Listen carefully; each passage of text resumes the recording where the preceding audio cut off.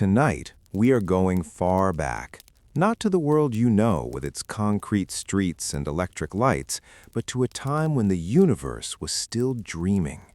Imagine a landscape where the stars were not just distant lights, but the eyes of ancient beings, and where the wind carried the whispers of gods.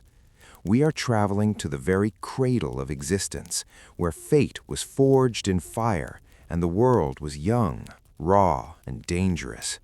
You are about to witness the rise and fall of empires that predate history itself. If this journey into the ancient myths brings you peace and helps you unwind, please take a moment to like this video and subscribe to the channel to join our community of explorers. Your support helps us keep these stories alive. Now, settle into your bed, let the weight of the day melt away, and let us begin at the absolute beginning, before there was anything at all. Before the first mountain rose or the first ocean found its bed, there was only chaos. It was not a noise or a storm, but a vast, silent void, an infinite space of potential where nothing had yet taken shape. It was the great quiet before the symphony. From this stillness, something began to stir. Out of the darkness came Gaia, the earth, the firm foundation of all things. She was the mother of the soil, the hills and the valleys, stretching out her limbs to create the world we walk upon. Alongside her came Tartarus, the deep shadowed abyss that exists far below the reach of the sun, and Eros, the primal force of attraction that pulls all things together. Gaia was magnificent, but she was alone in the vastness. To crown her beauty, she gave birth to Uranus, the starry sky. He arched over her a great blue dome in the day and a sparkling tapestry at night, surrounding her with an eternal embrace. Together, earth and sky began the first lineage of power. They brought forth the 12 Titans, beings of immense size and incredible strength. There was Oceanus, who wrapped the world in a never-ending river, Hyperion, the Lord of Light, and Mnemosyne, who held the very essence of memory. These were the first rulers, the giants who shaped the terrain of our reality. But Uranus was a fearful father. He looked at his powerful children and felt a cold dread in his heart. Instead of allowing them to walk the earth, he forced them back into the dark depths of Gaia's womb. The earth groaned under the weight of her imprisoned children, and her sorrow turned into a cold, hard resolve. In the shadows, she forged a weapon, a great sickle of gray flint, and whispered to her sons, asking who would be brave enough to challenge their father's tyranny. Only one stepped forward, Cronus, the youngest and most ambitious of the Titans. He waited in the darkness of the night, and when Uranus descended to meet Gaia, Cronus struck with a swift and terrible blow. In that moment, the rule of the sky ended, and the reign of the Titans began. But blood spilled upon the earth has a way of creating new life. From the drops that fell, the Furies and the giants were born, and from the sea foam where the remnants of the sky fell, there rose Aphrodite, the goddess of love, shimmering with a light that the world had never seen. Cronus became the lord of the universe, and for a time there was a golden age. Men lived like gods, without labor or sorrow, and the earth provided everything they needed. Yet Cronus carried a heavy secret. His father's dying curse echoed in his ears that he too would be overthrown by his own child. To prevent this, Cronus became a monster of a different kind.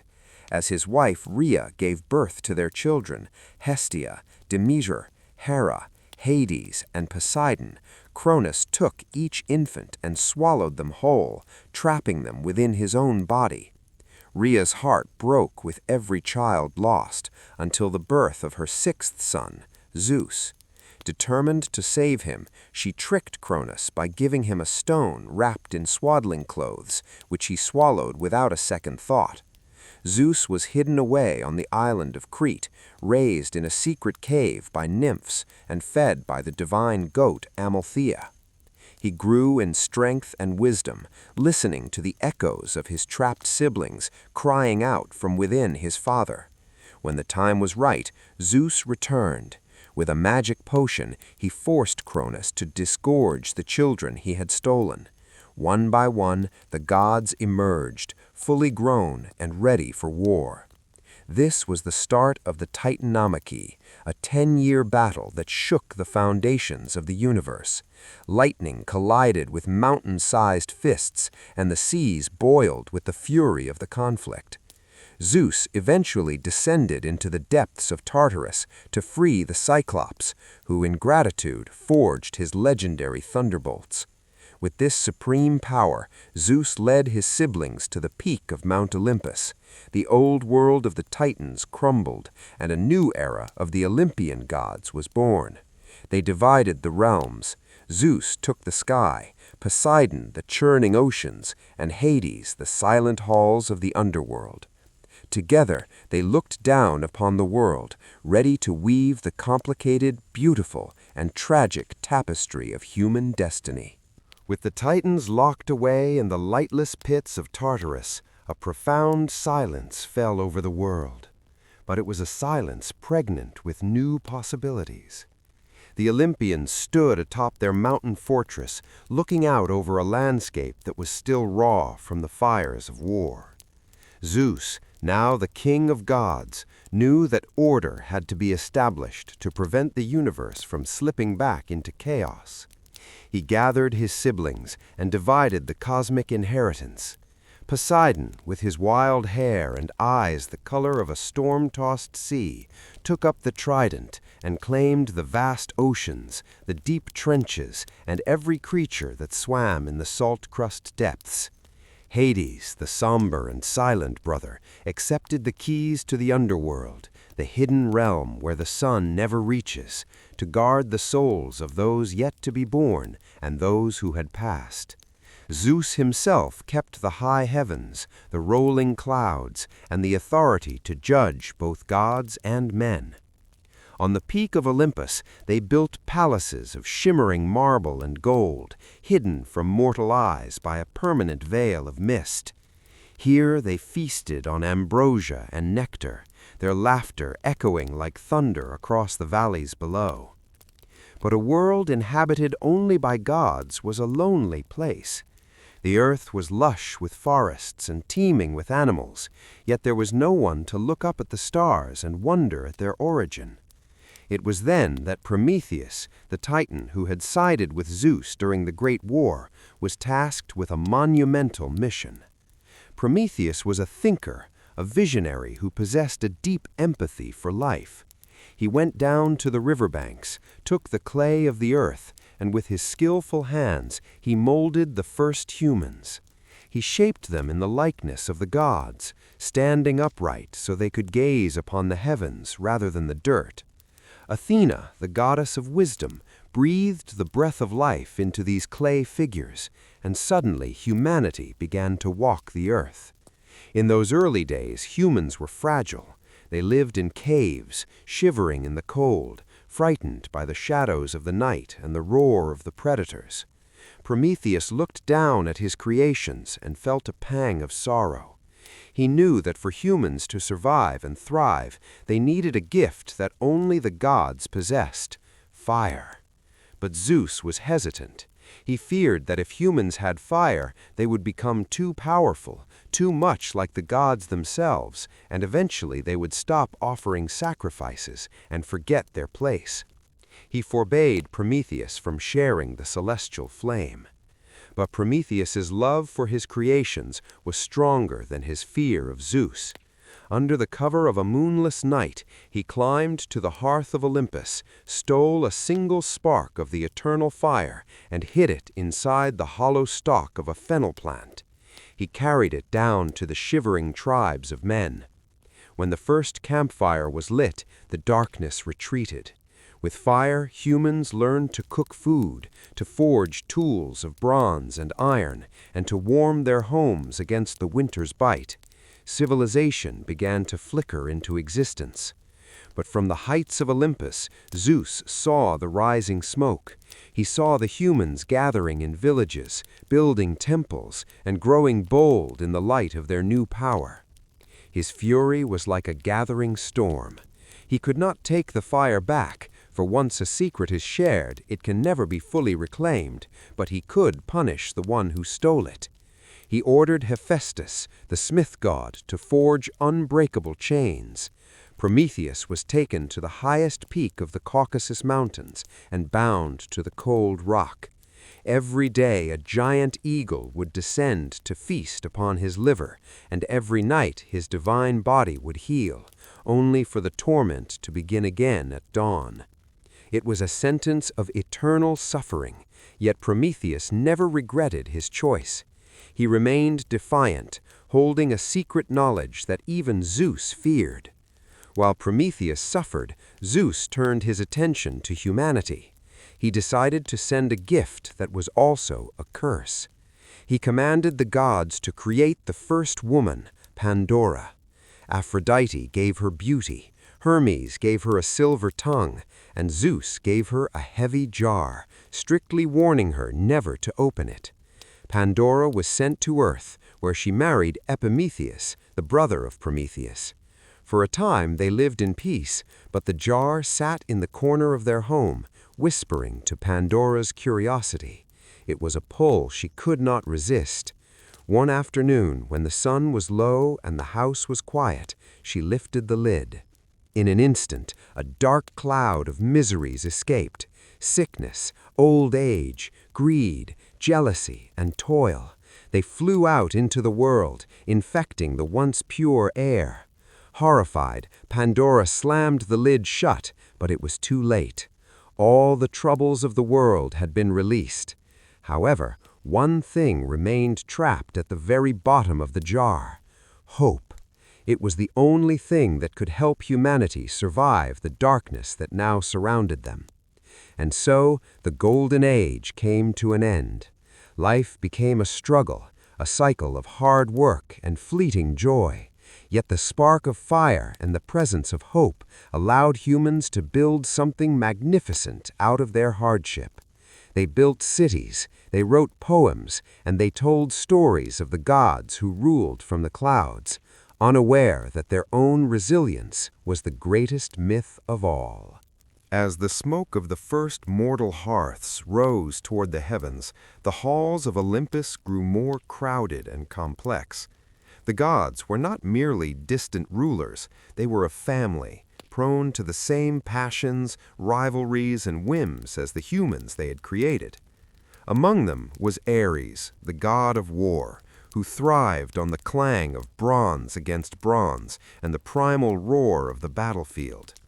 Unlike Athena, who valued the strategy and the reason behind a conflict, Ares loved the raw chaos of combat itself. He was often seen clad in blood-red armor, driving a chariot pulled by fire-breathing horses, leaving a trail of discord in his wake. Yet even the god of war was not immune to the power of love. He was deeply entwined with Aphrodite, the goddess of beauty, who had risen from the sea foam.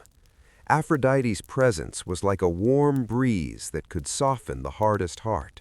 Wherever she walked, flowers bloomed under her feet, and the world seemed to shimmer with a golden light. She was married to Hephaestus, the master smith, who worked in the volcanic fires of the earth, creating the most magnificent jewels and weapons for the gods. Hephaestus was a god of labor and patience, his skin often covered in soot and sweat, a stark contrast to the ethereal grace of his wife. This tension between the rough forge and the delicate beauty of love created a constant ripple of drama within the golden halls. Then there were the twins, Apollo and Artemis, born of Zeus and the Titaness Leto. Apollo was the god of the sun, music, and prophecy. He carried a golden lyre that could soothe the wildest beasts and a silver bow that never missed its mark. He was the embodiment of light and truth, the patron of poets and healers. His sister, Artemis, chose a different path. She was the goddess of the moon and the hunt, a fierce and independent spirit who roamed the wild forests under the silver glow of her brothers opposite. She protected the young and the wild, a guardian of the untamed world who demanded respect for the balance of nature. To cross Artemis was to invite a swift arrow from the shadows, while to honor her was to find safety in the deepest woods.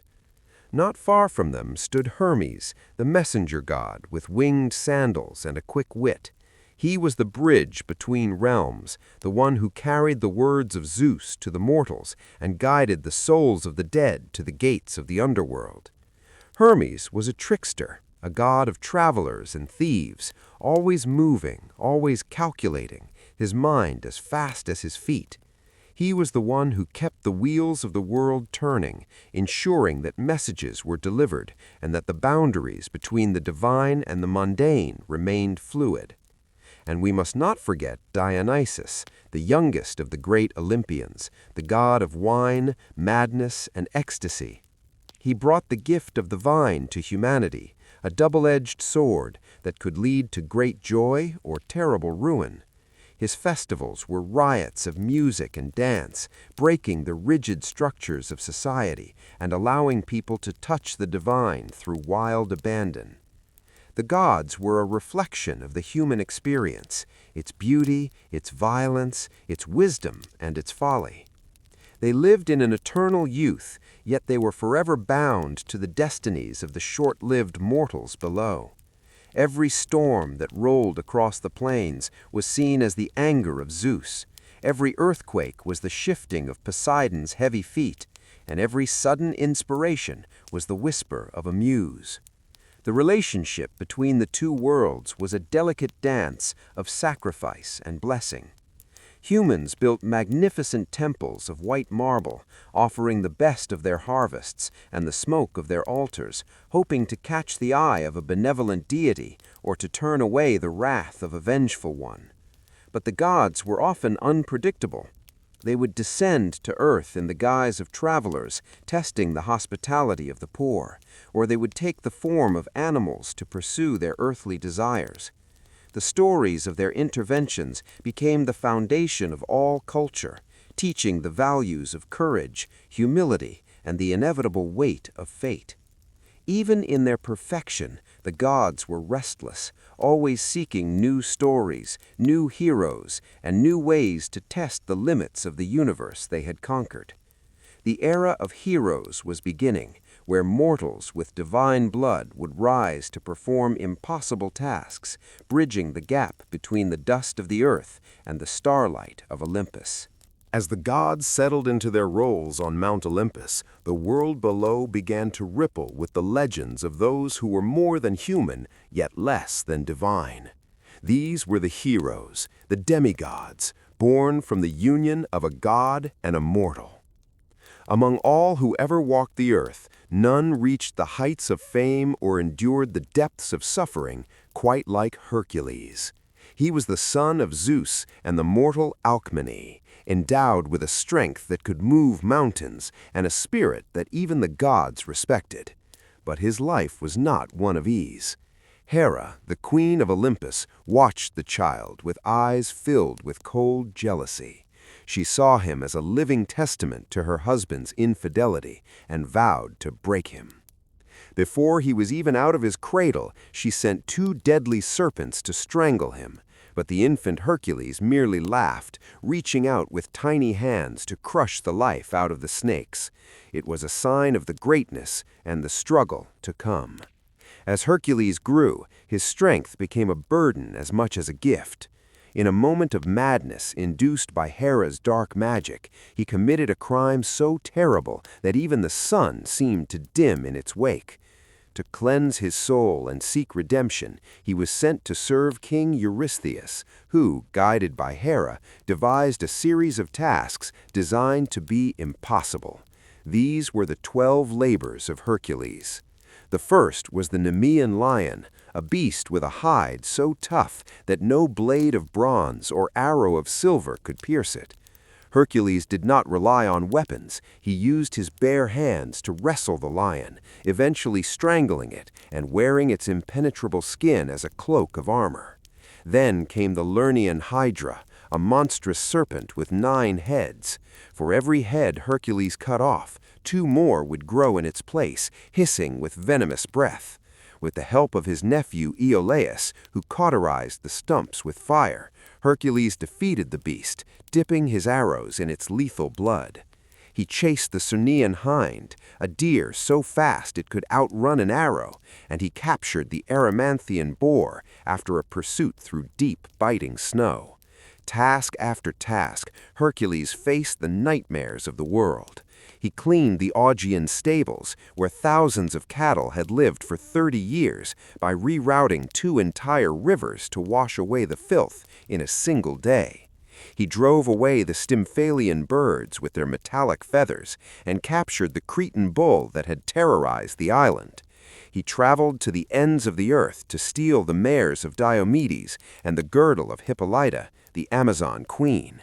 Each labor took him further into the unknown, testing not just his muscles, but his resolve and his wit. He even descended into the underworld itself to capture Cerberus, the 3-headed hound that guarded the gates of the dead. Standing before Hades, Hercules did not cower. He asked for permission, and with nothing but his strength, he wrestled the beast into submission. Finally, he sought the golden apples of the Hesperides, tricking the Titan Atlas into helping him. Through these trials, Hercules became more than a man. He became a symbol of human endurance. He showed that even when the gods themselves conspire against you, even when the weight of the world is on your shoulders, the human spirit can find a way to prevail. His journey was a long, dusty road of blood, sweat, and tears, but it led him eventually to the stars. When his mortal life finally flickered out, Zeus reached down from the clouds, plucking his son from the funeral pyre and bringing him to Olympus to live forever as a god. The story of Hercules taught every mortal who sat by a campfire that greatness is not given, it is earned through fire and trial. But Hercules was not the only one. Other heroes were rising, each with their own destiny, each carving their name into the white marble of history. There was Perseus, who flew on winged sandals to face the stone-turning gaze of Medusa, and Theseus, who navigated the dark, winding heart of the labyrinth to slay the Minotaur. The world was no longer a place of silent shadows. It was a stage where the brave could challenge the impossible, and where the stories of their deeds would echo long after their bones had turned to dust. With the legend of Hercules etched into the stars, the era of heroes expanded, bringing forth figures whose courage was as sharp as the blades they carried. Among them was Perseus, a young man born of Zeus and the mortal Danae. His story began not in a palace, but in a wooden chest cast into the sea, a victim of a grandfather's fear. But the sea is a fickle master, and it delivered him to a shore where his destiny would unfold. To save his mother from a king's unwanted grasp, Perseus accepted a quest that was whispered to be a death sentence. He was to bring back the head of Medusa, the Gorgon with hair of living snakes and a gaze that turned any living creature into cold, unyielding stone. Perseus did not go alone. The gods, sensing the greatness in his blood, provided him with divine tools. Hermes gave him winged sandals that could skim the clouds. Athena provided a shield polished to a mirror-like shine, and Hades lent him the helm of darkness, which made the wearer invisible even to the gods. Armed with these gifts, Perseus traveled to the edge of the world, to the land of eternal twilight. He found Medusa sleeping in a cave littered with the stone statues of heroes who had failed before him. Using Athena's shield to see her reflection rather than looking at her directly, Perseus moved with the precision of a hawk. With one swift stroke of his sickle, he claimed the Gorgon's head, tucking it into a magic bag as he took to the sky on his winged sandals, invisible to her screeching sisters who pursued him in vain. On his journey home, he found Andromeda chained to a rock, a sacrifice for a sea monster. With the same courage, he defeated the beast and rescued the princess, showing that a hero's path is often paved with the protection of the innocent. While Perseus flew through the skies, another hero was walking the dusty roads of the mainland. Theseus, the son of King Aegeus of Athens, was a man of thought as much as action. He arrived in Athens only to find a city in mourning. Every 9 years, 14 youths were sent to Crete as a tribute to King Minos, destined to be fed to the Minotaur, a monster with the body of a man and the head of a bull, kept in the heart of the labyrinth. The labyrinth was a masterpiece of confusion, a winding maze designed by Daedalus so that no one who entered could ever find their way out. Theseus volunteered to go, promising his father that he would slay the beast. In Crete, he met Ariadne, the daughter of Minos, who fell in love with his bravery. She gave him a simple but brilliant tool, a ball of silken thread. Theseus tied one end to the entrance and ventured into the darkness. The air grew heavy with the smell of damp stone and the distant guttural growl of the beast. In the center of the maze, the battle began. Theseus fought the Minotaur not with magic, but with the raw strength of a man determined to end a cycle of suffering. When the monster fell, Theseus followed the thread back to the light, leading the other youths to safety. These heroes, Perseus and Theseus, taught the world that fear is a choice, and that the monsters we face, whether they have snakes for hair or live in the mazes of our minds, can be defeated if we hold on to our thread of hope and use the gifts we are given. As the age of heroes flourished, the world became a tapestry of these incredible deeds, each one a thread connecting the mortal earth to the divine peaks of Olympus, proving that even a life as short as a heartbeat can echo forever in the halls of time. As the legends of individual heroes filled the air, a shadow began to gather over the Aegean Sea, leading toward the greatest conflict the world had ever known. This was not just a war between men, but a chess match played by the gods themselves. It began not with a sword, but with a golden apple. At the wedding of Peleus and Thetis, Eris, the goddess of discord, who had not been invited, threw an apple into the crowd, inscribed with the words, "To the fairest." 3 goddesses claimed it, Hera, Athena, and Aphrodite. To settle the dispute, Zeus appointed Paris, a prince of Troy, as the judge. Each goddess offered a bribe, but it was Aphrodite who won his favor by promising him the love of the most beautiful woman in the world, Helen, the queen of Sparta.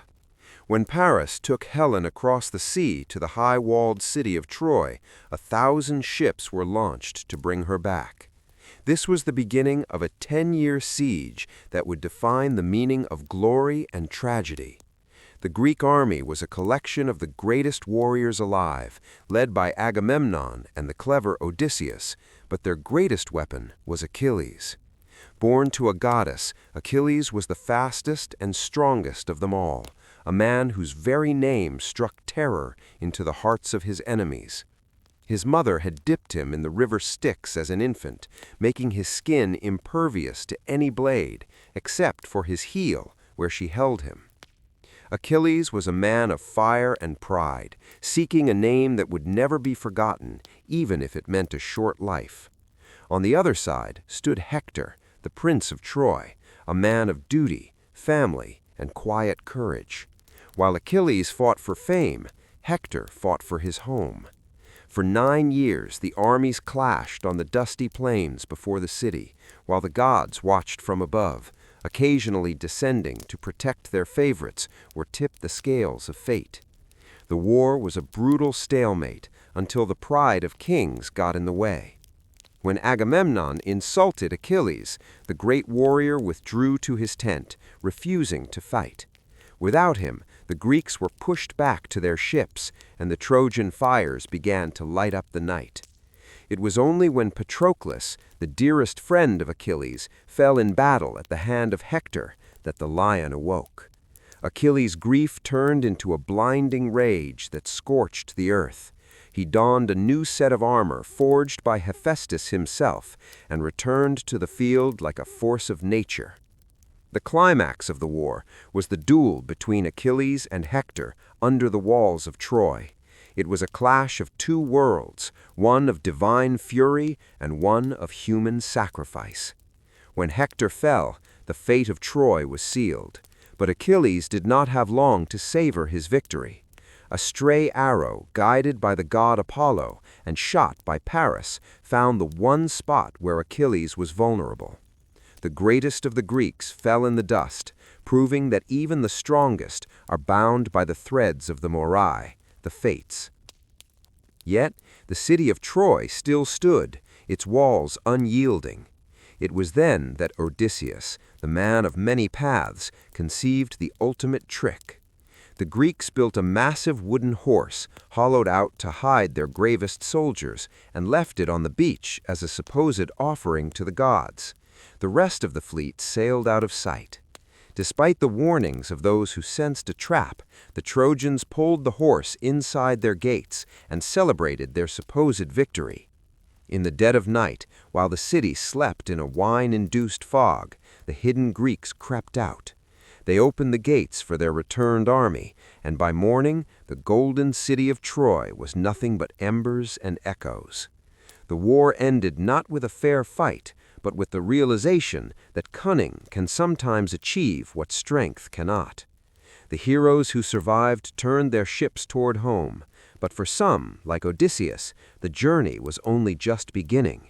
They left behind a world changed forever, a landscape of ruins and songs, reminding us that even the most magnificent empires and the most powerful men are but shadows in the eyes of time. As the smoke cleared from the ruins of Troy, the kings and warriors boarded their ships, eager to see the hearths of their homes and the faces of their families.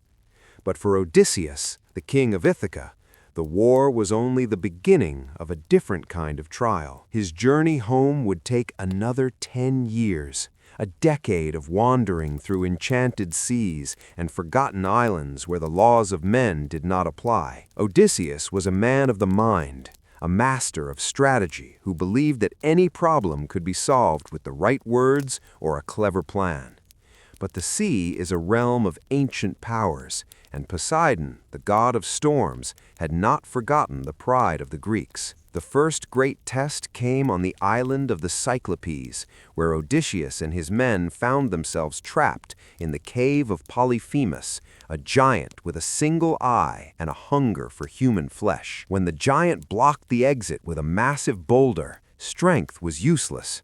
Odysseus turned to his wit. He told the giant his name was Nobody, and after blinding the beast with a sharpened stake while it slept in a wine-induced stupor, the giant cried out to his brothers that nobody was hurting him. By the time the other Cyclopes realized the trick, Odysseus and his survivors were clinging to the undersides of sheep, escaping the cave and reaching their ships.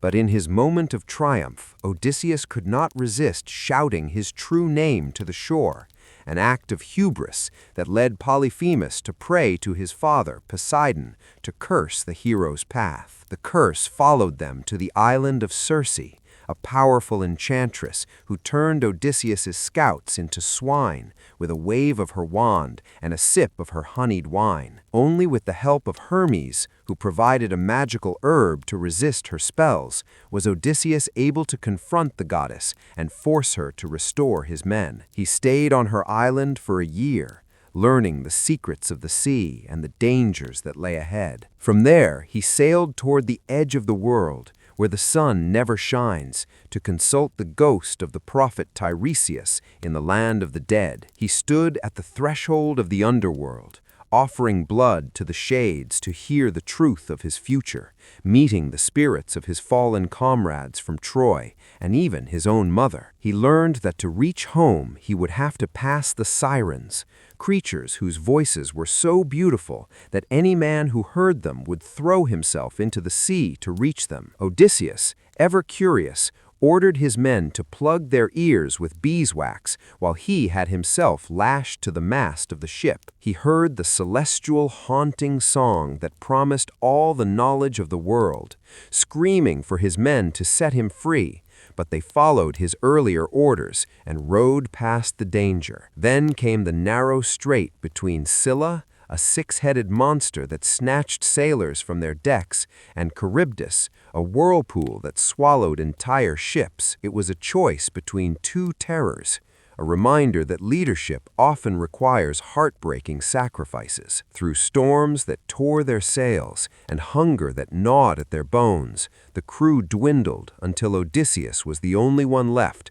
washed up on the island of the nymph Calypso. For 7 years he lived in a paradise of crystal waters and eternal spring, but his heart remained in the rugged hills of Ithaca. He sat on the shore every day, looking out at the horizon, weeping for a home he feared he would never see again. Finally, the gods took pity on him. At Athena's request, Zeus ordered Calypso to let him go. On a raft built with his own hands, Odysseus faced one last storm from Poseidon before washing up on the shores of the Phaeacians, who finally provided the ship that would take him home. He arrived in Ithaca not as a conquering king, but as a beggar in rags, testing the loyalty of those he had left behind 20 years ago. He found his palace filled with arrogant suitors who were wasting his wealth and pressuring his wife Penelope to choose a new husband. But Penelope was as clever as her husband, delaying them by weaving a shroud and unraveling it every night. The story ended in the great hall, where Odysseus revealed himself by stringing his old bow, a feat no other man could achieve. With his son Telemachus at his side, he reclaimed his throne, proving that while time and distance can change a man's face, they cannot break the spirit of one who is determined to return to what he loves. The wandering was over, the ghosts were laid to rest, and the king was finally home, leaving behind a trail of stories that would be told as long as the waves hit the shore. While kings fought wars and sailors crossed uncharted seas, other stories were unfolding in the quiet corners of the world. Stories that spoke not of muscles and shields, but of the fragility of the human heart and the dangers of wanting too much. There was King Midas, a man who lived in a palace of unimaginable wealth, but whose soul was never satisfied. One day, after performing a kindness for a follower of Dionysus, the god granted him a single wish. Midas, blinded by his own greed, asked that everything he touched be turned into shining gold. At first, it was a dream. He touched a branch, and it became a golden bough. He touched a stone, and it became a solid nugget of wealth. But the dream quickly curdled into a nightmare. When he tried to eat, the bread turned to metal in his mouth. When he tried to drink, the wine became liquid gold, searing his throat. The final blow came when his beloved daughter ran to comfort him, and at his touch she became a cold, lifeless statue. Midas learned too late that the things we value most are often the things that cannot be bought or sold, and that a heart of gold is only a blessing if it remains made of flesh and blood. Not far from the kingdom of Midas, in a high tower on the island of Crete, the master inventor Daedalus and his son Icarus were held captive by King Minos. Daedalus, whose mind was a labyrinth of ideas, realized that while the land and sea were guarded, the sky was open. He gathered feathers from the birds that nested on the stone ledges and bound them together with wax and thread, fashioning 2 pairs of magnificent wings. Before they took flight, Daedalus gave his son a stern warning. Do not fly too low, or the sea's dampness will weigh you down, and do not fly too high, or the sun's heat will melt the wax. They leapt from the tower, feeling the rush of the wind and the thrill of absolute freedom. But Icarus, intoxicated by the height and the glory of the heavens, forgot his father's words. He soared higher and higher, reaching for the golden chariot of Apollo.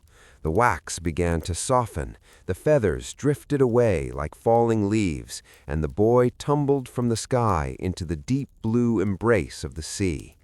It was a reminder to all who watched that while humans may reach for the divine, they must never forget their own limitations. Yet perhaps the most heartbreaking story of all was that of Orpheus, the greatest musician the world has ever known. His music was so beautiful that even the rocks would weep and the trees would bend to hear him play. He loved Eurydice with a passion that transcended life itself, but on their wedding day she was bitten by a viper and stolen away to the underworld. Distraught, Orpheus took his lyre and descended into the dark realm of Hades. His music was so sorrowful and so pure that the ferryman Charon moved aside, and even the three-headed dog Cerberus lay down in silence. Standing before the throne of Hades and Persephone, Orpheus played for the return of his bride. For the first time in eternity, the king of the dead felt a pang of pity. He agreed to let Eurydice return to the light, but on one condition: Orpheus must walk ahead of her and never look back until they both reached the upper world. They climbed the steep, silent paths of the abyss, Orpheus listening for the footfalls of his beloved. As the first ray of sunlight hit his face, in a moment of doubt and overwhelming longing, he turned his head to see if she was still there. He saw her face for a fleeting second, pale and beautiful, before she was pulled back into the shadows forever. He had conquered death with his art, but he could not conquer his own human doubt. These tragedies were woven into the fabric of the Greek world, serving as quiet echoes of caution. They taught that gold cannot feed the soul, that the sun is too bright for those who forget the earth, and that love, while more powerful than death, requires a faith that is harder to hold than any sword. As the stars moved across the sky, these stories reminded the mortals below that their lives were a delicate balance of light and shadow, and that even in their failures there was a beauty that the immortal gods would never truly understand. As the centuries drifted by like fallen leaves on the surface of a river, the age of heroes slowly began to fade into the age of memory. The great palaces of Mycenae and Troy became ruins hidden by ivy and dust, and the names of the mighty were carved into stones that would eventually crumble. But the gods of Olympus did not simply vanish. They became the whispers in the wind and the patterns in the stars. There was a time when men believed that the gods had grown tired of the constant drama of humanity, retreating to the highest peaks and the deepest heavens where the noise of mortal ambition could no longer reach them. Yet their presence remained in the very structure of the world they had helped to shape. The change of seasons was still the grief of Demeter for her daughter Persephone. The sudden crack of thunder in a summer storm was still the echo of Zeus's ancient authority, and the inexplicable pull of the tide was the restless breathing of Poseidon in his coral halls. The era of the great myths came to a quiet close, but it left behind a legacy that would define the human spirit for millennia. We see this legacy every time someone stands up against an impossible injustice, channeling the strength of Hercules. We feel it when a scientist or an artist reaches for a new discovery, carrying the stolen fire of Prometheus. We hear it in the music that seeks to capture a beauty beyond this world, just as Orpheus once did in the silence of the underworld. The Greek myths were never just stories about monsters and magic. They were mirrors held up to the human soul. They showed us our capacity for immense love and terrifying rage, our brilliant intelligence and our devastating hubris.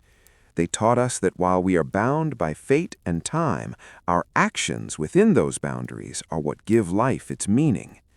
The gods were immortal, but in their immortality they lacked the urgency of the mortal heart. Because we know our time is short, every act of courage, every moment of kindness, and every pursuit of truth becomes 1,000 times more precious. The myths remind us that to be human is to be a bridge between the earth and the stars, a creature made of clay but capable of dreaming in light. As the world moved forward into new eras of history, these stories traveled across oceans and through different languages, changing their names but never their essence. The Romans called Zeus by the name of Jupiter, and Aphrodite became Venus, but the power of the lightning and the grace of love remained the same. Even today, in our world of glass and steel, we name our planets after them and find their archetypes in our modern tales of superheroes and star-bound explorers. They are the constellations that guide our inner journeys, the maps of our psychological depths. And so, as the fire in the hearth dims to a soft, glowing ember, and the night grows deep and still, we realize that the gods have never truly left us. They live on in the stories we tell, in the questions we ask, and in the dreams that visit us in the quiet hours of sleep. The journey from the first breath of chaos to the final echo of Troy is a circle that never ends. It is a story of a world that is vibrant, mysterious, and deeply connected to something larger than ourselves. You are a part of that story, a traveler in a universe that still holds the magic of the ancient ones. Feel the weight of the blankets like the protection of a mountain, and let your breath become as steady as the rhythmic pulse of the sea. The heroes have found their rest. The gods are watching from the silent heavens, and the world is at peace. Sleep now, knowing that the myths are safe within you, waiting to be whispered again when the sun rises on a new day. The ancient echoes are fading, the shadows are long and soft, and the journey is complete. Before the shadows of the great wars fell upon the land, there was a quest that defined the spirit of adventure for an entire generation. This was the journey of Jason and the Argonauts, a tale of a hero seeking not just a crown, but a symbol of divine favor known as the Golden Fleece. Jason was a young man whose rightful throne had been stolen by his uncle, Peleus. To reclaim his kingdom, he was sent on what everyone believed was a suicide mission, to travel to the distant edge of the world and bring back the fleece of a winged ram, made of pure, shimmering gold and guarded by a dragon that never slept. Jason did not go alone.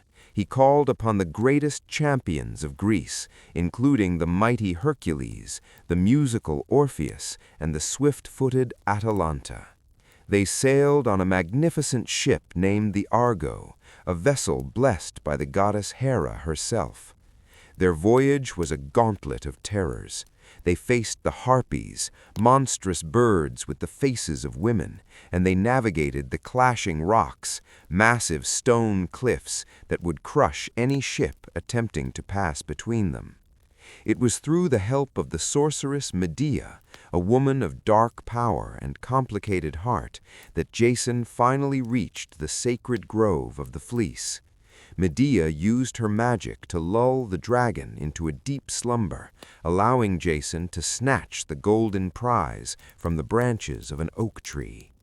But the return journey was even more perilous, filled with betrayal and the heavy price of ambition.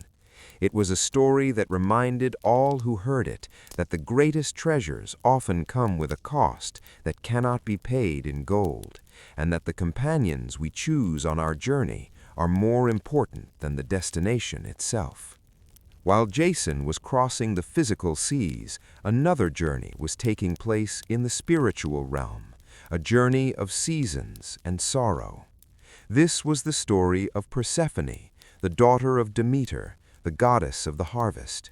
Persephone was a creature of the sunlight and the flowers, a girl whose laughter made the fields turn green and the fruit ripen on the branch. But Hades, the king of the silent world below, had watched her from the shadows and felt a loneliness that no amount of shadow gold could fill. One afternoon, as Persephone reached for a particularly beautiful narcissus flower, the earth split open with a sound like a mountain breaking. Hades emerged in a chariot of black obsidian, swept the girl into his arms, and disappeared back into the depths before a single cry could be heard. The grief of Demeter was so absolute that she withdrew her blessing from the earth. The leaves turned brown and fell, the grain withered in the soil, and a cold gray winter descended upon the world for the first time. The gods, seeing the suffering of the mortals, intervened. Zeus ordered Hades to release the girl, but Hades, ever the strategist, had given Persephone 6 seeds of a pomegranate to eat. In the laws of the ancient world, to taste the food of the dead was to be bound to their realm. A compromise was reached. For 6 months of the year, Persephone would remain in the dark halls of the underworld as its queen, and for the other 6 months she would return to the sunlit world of her mother. This became the rhythm of the universe, the cycle of life, death, and rebirth. When Persephone descends, the earth mourns and sleeps in the cold. When she returns, the flowers bloom in celebration, and the world is made new. These stories of Jason and Persephone speak to the duality of our existence, the outward quest for glory and the inward cycle of change. They remind us that there is beauty even in the dark, and that every winter is followed by a spring. As the night grows deeper and your thoughts drift like the Argo on a calm sea, let these ancient rhythms soothe you. The quest is finished, the seasons are in balance, and the world